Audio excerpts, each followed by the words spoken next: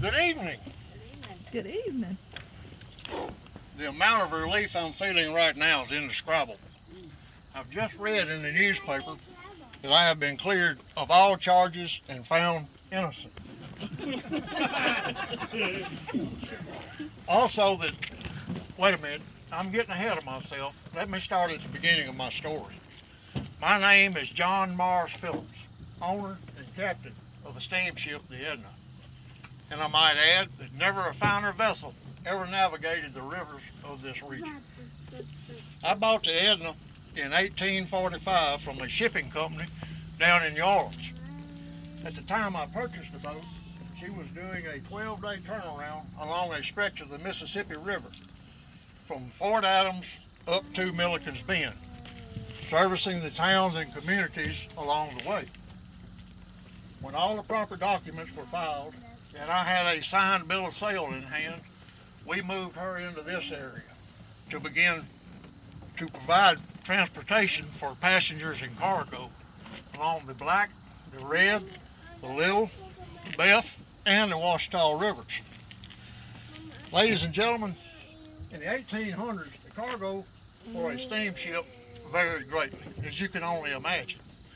We carried anything from cotton to livestock to household goods, even the personal wealth of our passengers. The date is June the 11th, 1847. We arrived here in Columbia at 5 o'clock in the afternoon. Our passengers disembarked, our cargo was offloaded. The crew refit the ship with water, timbers, and supplies so that we could continue our journey downriver the next day to Enterprise. Around 7:30 the next morning, as we were loading cargo, one of the crew called out to me, "Captain, come quickly." Peering down into the cargo hold, I saw the faces of two young frightened boys looking up at me. Getting them topside, I began to question them. "Boys, what are your names? Where are you from? Why did you stow away on my boat?" Sheepishly, one of them replied, "Why? For the fun and adventure of it, sir."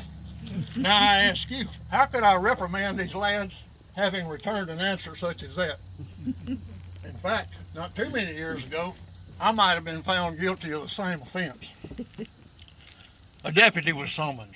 They were conducted to the courthouse, where I am most certain the good sheriff got them safely returned to their families. At 9 o'clock, I gave the order to fire the boilers to begin building steam pressure. At 10 o'clock, our passengers began to arrive and board ship, as we were scheduled to depart at 11 o'clock sharp.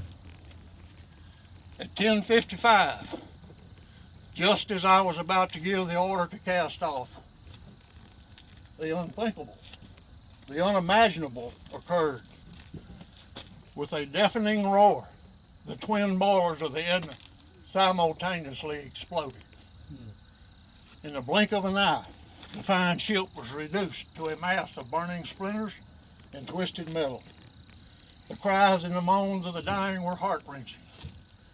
By the grace of God, I and a few others were thrown clear.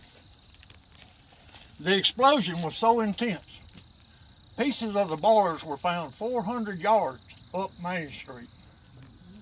And sadly, human remains were mixed in. All cargo was lost. What caused this disaster? Was it bad boiler plates? Faulty rivets?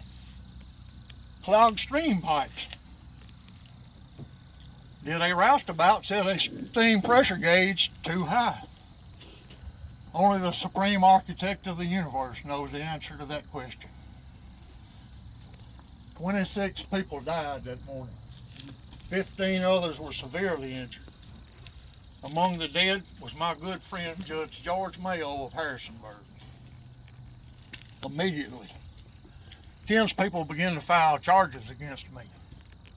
Dereliction of duty, incompetence, drunkenness. An investigation soon followed. I was found innocent and cleared of all charges.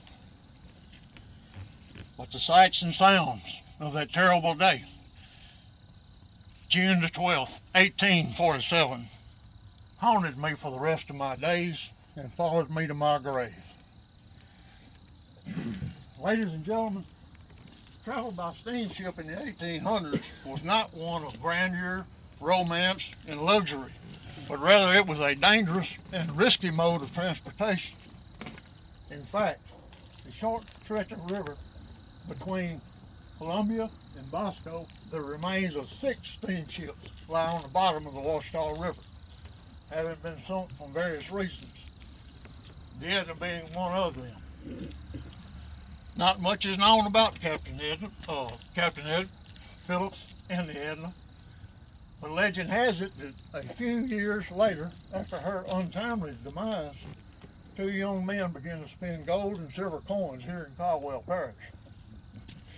I hope you've enjoyed my presentation of Captain Phillips and the Edna this evening. My name is Steve Brown. I live east of here with my wife, Jonna, on Turkey Creek Lake. Perhaps you've heard of it.